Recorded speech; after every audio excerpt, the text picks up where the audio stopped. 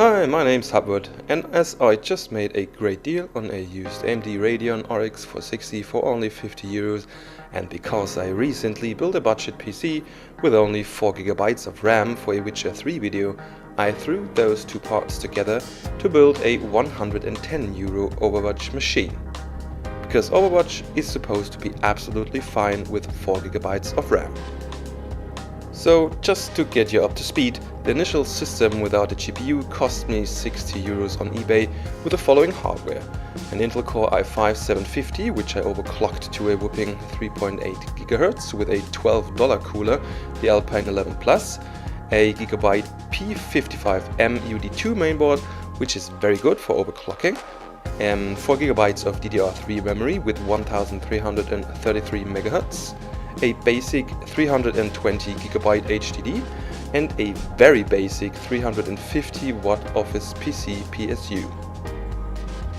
And for a few weeks I was looking for a used RX 460 for €50 or less on eBay, and finally was able to get one for exactly €50 with Buy It Now.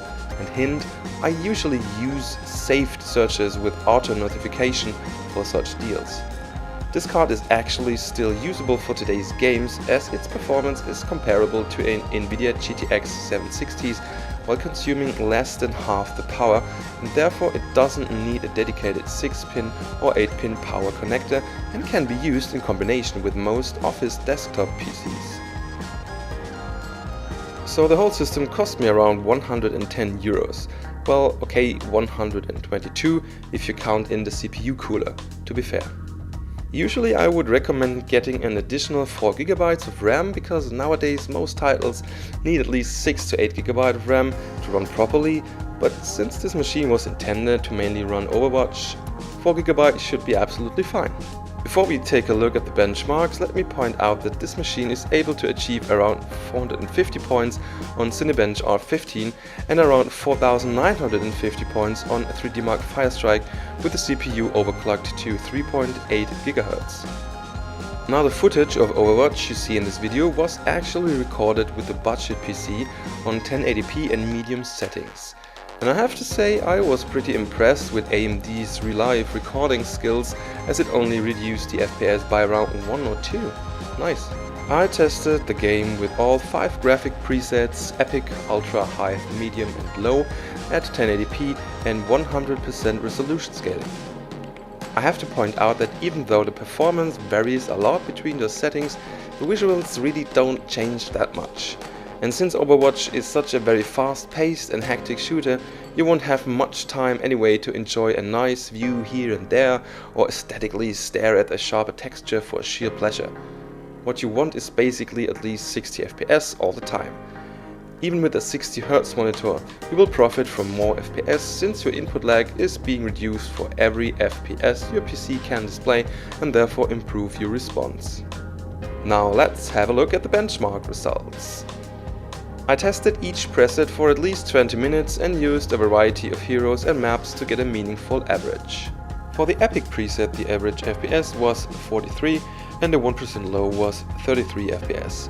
I would consider this playable for a single player title and maybe some slower multiplayer games, but certainly not for a reaction-based esports title like Overwatch.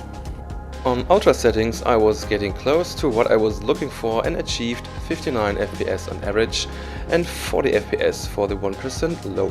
And finally, on the High preset, I received an average of 84 FPS and a low 1% of 58 FPS, which means that I had basically more than 60 FPS in 99% of the time. Meaning this would be the highest setting I would recommend for this PC to play Overwatch with. Let me point out that for all 5 settings there were almost no frame drops or stuttering at all. Even in the most chaotic fights, and the frame times were also pretty stable. I mean, Blizzard just knows how to optimize games for the masses. Surprisingly, on medium the FPS wasn't much higher, and I actually retested this twice to make sure that this wasn't a measuring error. And last but not least, with the lowest preset I saw frame rates which would almost justify a 120 MHz gaming monitor, a pretty high average of 110 FPS and a very high 1% low of 76 FPS. So for around 110 euro I was able to get an absolutely decent Overwatch machine thanks to my patience on this RX 460 deal. Alternative GPUs considering the very basic power supply would be the Nvidia GTX 750 Ti or 650 Ti, which both are a bit slower than the RX 460 though. But to be honest, I think the PSU might even handle a GTX 760 if you use a Molex adapter. Let me know how your perfect budget Overwatch PC would look like in the comments.